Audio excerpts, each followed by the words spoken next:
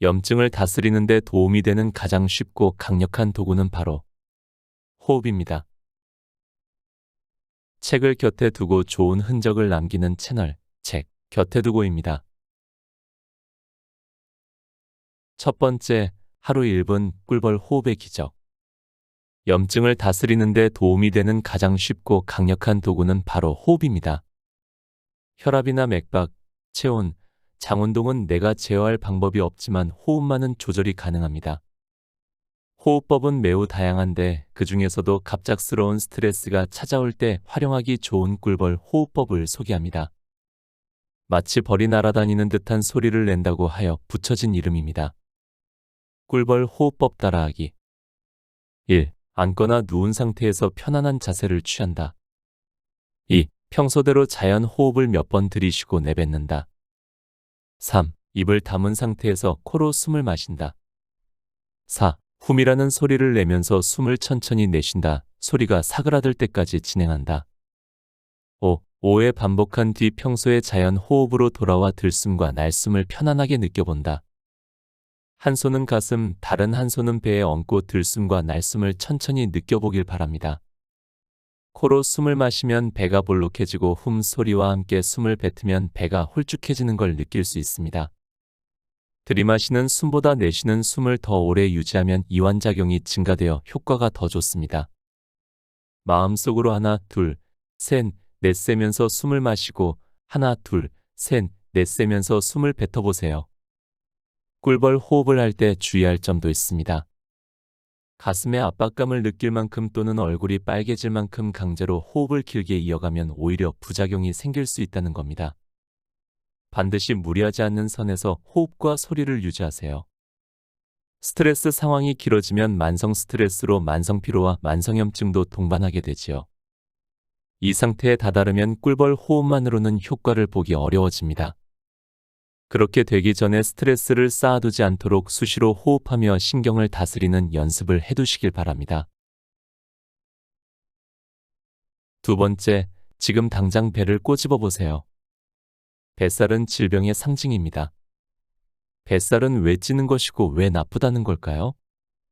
뱃살, 즉 복부 비만은 복부 안쪽 내장기관 주변에 내장지방이 쌓이는 것인데 이 내장지방이 범인입니다. 내장지방의 세포에서 염증 물질을 분비한다는 것입니다. 그래서 뱃살은 만성염증 그 자체입니다. 하지만 배가 좀 나왔다고 해서 무조건 걱정할 필요는 없습니다. 복부에는 두 개의 서로 다른 지방이 쌓여 있는데요. 피부 껍질 바로 밑에 피하지방, 그 밑에 근육층을 지나 복강내로 들어가면 내장 사이사이에 내장지방이 자리 잡고 있습니다. 피하지방과 내장지방 중에서 만성염증의 주범이 되는 것은 내장지방입니다. 그렇기 때문에 내 뱃살에 어느 지방이 더 많이 쌓여 있는지를 확인해 보는 것이 좋습니다. 복부 비만을 가장 정확하게 확인하는 검사 방법은 복부 CT입니다. 그러나 이 검사는 시간과 비용이 드는 관계로 여러분은 집에서 간단히 할 수 있는 방법으로 확인해 보길 바랍니다. 지금 뱃살을 한번 꼬집어 보세요. 핀치 테스트라고 하는 진단법인데 엄지와 검지로 뱃살을 꼬집어 보는 것입니다. 잡히는 뱃살의 두께가 약 2cm 이상이면 피하지방 위주로 뱃살이 구성되었다고 보면 됩니다. 내장지방은 근육 밑에 있어 손가락으로는 잘 잡히지 않거든요. 허리둘레를 쟀을 때 남성은 90cm 이상, 여성은 85cm 이상이면 복부 비만으로 진단하는데요. 핀치 테스트를 했을 때 허리둘레는 기준치 이상인데 뱃살이 딱딱해 잘 잡히지 않으면 내장지방일 가능성이 높습니다. 세 번째, 내장지방 다이어트 7가지 방법. 복부 비만인 사람이 만성염증에서 벗어나려면 먼저 뱃살부터 빼셔야 합니다. 그렇다고 해서 유행하는 각종 다이어트 방법이나 보조제에 제발 현혹되지 마세요. 지금부터 소개하는 굶지 않고 내장지방을 가장 빠르게 뺄 수 있는 내장지방 다이어트 방법을 실천해 보길 바랍니다. 1. 식사는 길게 하기. 빨리 먹을 경우 뱃살이 쉽게 찔 수밖에 없는데 그 이유는 인슐린 때문입니다. 인슐린은 혈당을 처리하는 동시에 지방을 합성시키는 호르몬입니다. 급하게 먹는 속도만큼 인슐린 수치가 높아지면 지방이 쉽게 쌓여 살이 잘 찌는 체질로 변합니다. 식사를 20분 이상 천천히 하는 습관을 들이면 뱃살이 잘 찌지 않습니다. 2. 흰쌀밥을 현미밥으로 바꾸기. 매일 먹는 주식을 흰쌀밥에서 현미밥으로 바꾸는 것만으로도 뱃살 감량에 효과를 볼 수 있습니다. 백미보다 현미의 혈당 지수가 현저히 낮습니다. 현미밥은 꼬들꼬들한 식감 때문에 자연스럽게 오래 씹게 되지요. 단, 소화에 어려움이 있어서 현미밥이 꺼려진다면 발화현미밥을 시도해보세요. 3. 단백질 충분히 섭취하기. 밥빵, 면, 떡 같은 탄수화물 위주로 먹는 사람들은 자주 배가 고픕니다. 든든함을 유지하고 근육 손실을 방지하려면 충분한 단백질 섭취가 매우 중요합니다. 저녁 혹은 주말에 몰아서 섭취하는 것보다 식사할 때마다 두부, 콩, 생선, 계란, 닭고기 같은 단백질을 골고루 섭취해야 효율이 올라갑니다. 4. 저녁 식사 가볍게 하기. 내장지방 다이어트는 아침, 점심, 저녁 식사량의 비율이 정말 중요합니다. 아침과 점심은 상황에 따라 바뀌더라도 저녁 식사만큼은 세 끼 중에서 가장 단촐하게 먹는 것이 중요합니다. 저녁에 기름지고 칼로리가 높은 음식 그리고 술까지 곁들여서 만찬을 하는 것이 습관이 되면 뱃살이 야금야금 늘어날 수밖에 없습니다. 5. 간식 챙겨 먹기. 아침과 점심, 점심과 저녁 식단 사이에 허기가 찾아올 수 있습니다. 허기진 상태에서 폭식과 과식을 하지 않도록 식단 사이에 허기를 면할 정도로만 간식을 먹는 것이 좋습니다. 다이어트용 간식으로는 아몬드, 캐슈너트, 해바라기 씨 같은 견과류 혹은 당근이나 샐러리 같은 채소 스틱 정도가 적절합니다. 6. 설탕을 멀리하기. 사실 평소 설탕을 떠먹는 분들은 없을 겁니다. 문제는 우리가 의식하지 않는 사이 모르고 섭취하는 설탕입니다. 가공식품이나 음료수 등에 들어가는 첨가당은 내장지방을 쌓이게 하고 염증을 일으키는 주원인이 됩니다. 집에서 요리할 때만이라도 설탕 사용을 최소화하고 평소에도 설탕이 들어간 가공식품은 멀리하면서 건강을 적극적으로 챙기시길 바랍니다. 7. 걷기 운동하기. 내장지방을 태우려면 대사 과정에서 산소가 필요합니다. 그래서 산소를 쓰는 유산소 운동을 반드시 하셔야 합니다. 오래 하더라도 지치지 않는 운동이 효과적인데 그 이유는 지방을 분해하고 녹이려면 시간이 오래 걸리기 때문입니다. 그래서 내장지방 다이어트 시 가장 추천하는 운동 중 하나가 걷기 운동입니다. 네 번째, 염증을 줄이는 근육 호르몬. 최근 운동할 때 근육을 자극하면 염증을 억제하는 호르몬이 나온다는 사실이 밝혀졌습니다. 따라서 근육에 자극을 주는 꾸준한 운동은 내장지방 제거뿐만 아니라 근육 호르몬 분비를 위해서도 반드시 필요합니다. 운동을 통한 근육 호르몬 생성은 만성염증에서 해방되기 위한 자가 호르몬 요법이나 다름없습니다. 그러나 잘못된 운동 습관을 가지고 있다면 오히려 근손실을 불러와서 염증을 없애는 효과도 기대하기 어렵습니다. 그 중에서도 반드시 피해야 할 세 가지 운동 습관이 있습니다. 첫 번째 나쁜 습관은 지나친 운동입니다. 과유불급이라는 말은 운동에도 적용이 되는데요. 요즘 걷기 운동 열풍이 불면서 과하게 걷는 분들이 많아졌습니다. 걷기 운동은 대표적인 유산소 운동이지만 과해지면 그것도 아침 공복에 칼로리 섭취가 없는 상태에서 과하게 운동하면 아까운 근육이 빠져나가게 됩니다.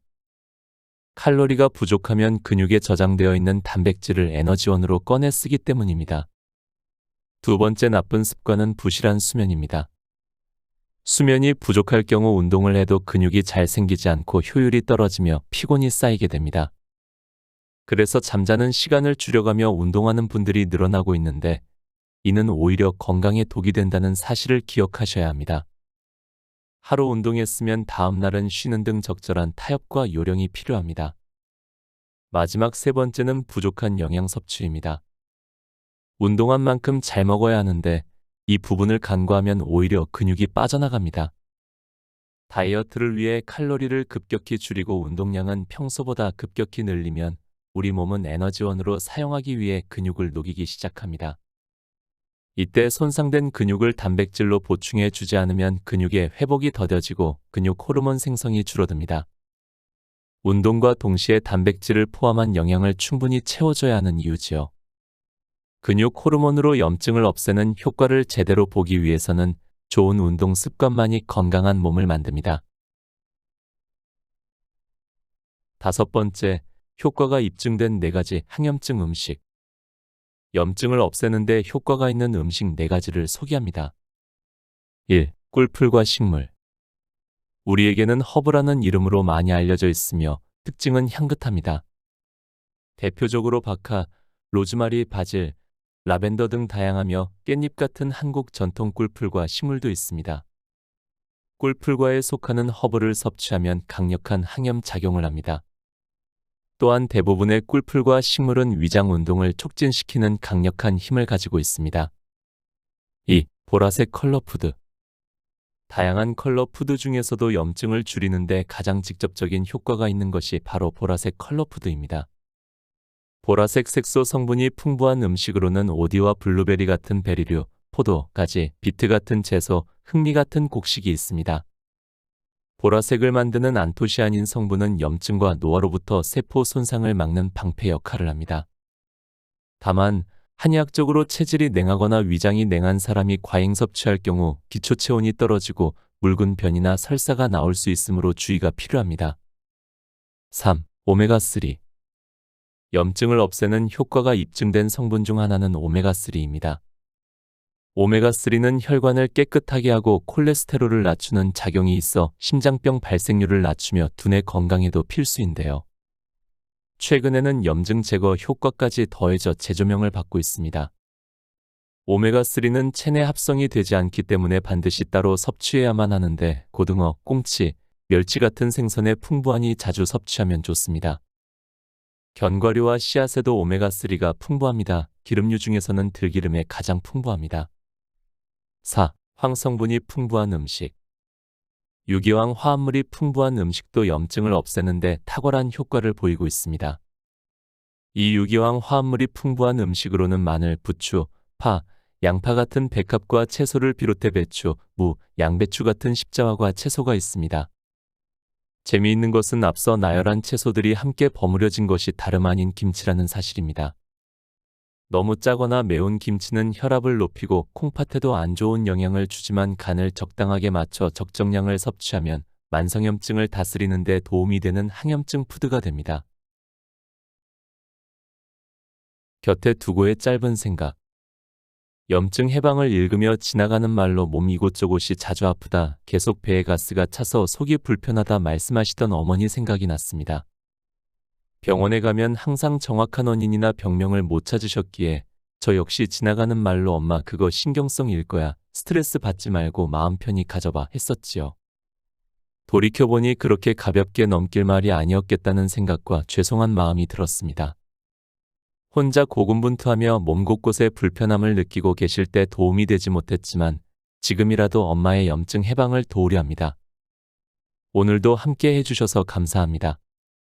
책 병 없이 오래 사는 사람들의 비밀, 염증 해방을 읽고